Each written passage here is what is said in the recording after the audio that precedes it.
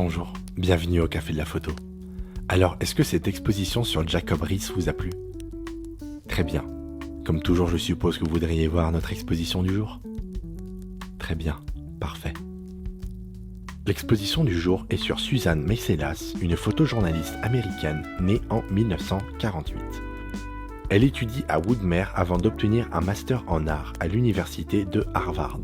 Sa première série de photos a pour thème les stripteaseuses dans les foires de la Nouvelle-Angleterre.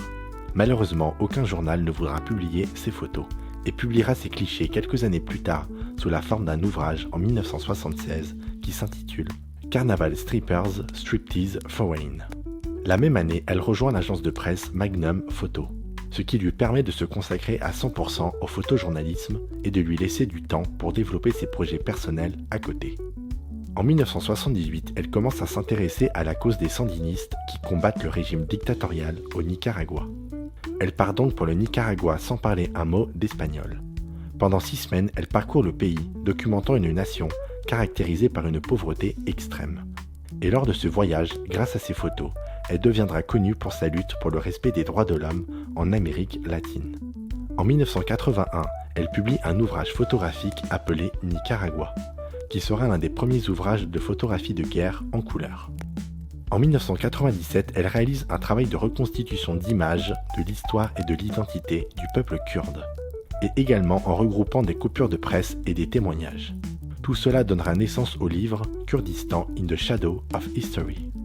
En 2019, elle devient la première lauréate du prix Woman in Motion pour la photographie, une remise de prix qui a pour objectif de mettre en avant le travail de femmes photographes. Elle recevra aussi au cours de sa vie le prix Eugene Smith pour la photographie humaniste et une médaille du Centre international de la photographie. Sa photo la plus célèbre est l'homme Molotov pris en 1979, où l'on voit un combattant lancer un cocktail Molotov sur une forteresse de la garde nationale. Après la prise de pouvoir des sandinistes, cette photo devient un symbole de la révolution et est diffusée dans tout le pays et imprimée sur des produits comme des boîtes d'allumettes, des t-shirts, des panneaux d'affichage et des brochures. C'est vrai que cette photo est pleine de sens. Cela diffuse le message d'un dictateur renversé par une armée de jeunes combattants en jeans et aux armes improvisées. Cette photo a fait l'objet d'un débat sur l'appropriation artistique, lorsque la peintre Joy Garnett l'a utilisée comme base pour son tableau Molotov sorti en 2003. L'une de ses dernières séries de photos est A Room of Their Own, une série photographique sur la violence domestique au Royaume-Uni. Pour terminer, Susan Meiselas s'est énormément battue sur le plan philosophique sur le rôle et la responsabilité du photographe de guerre dans la représentation des conflits et des traumatismes.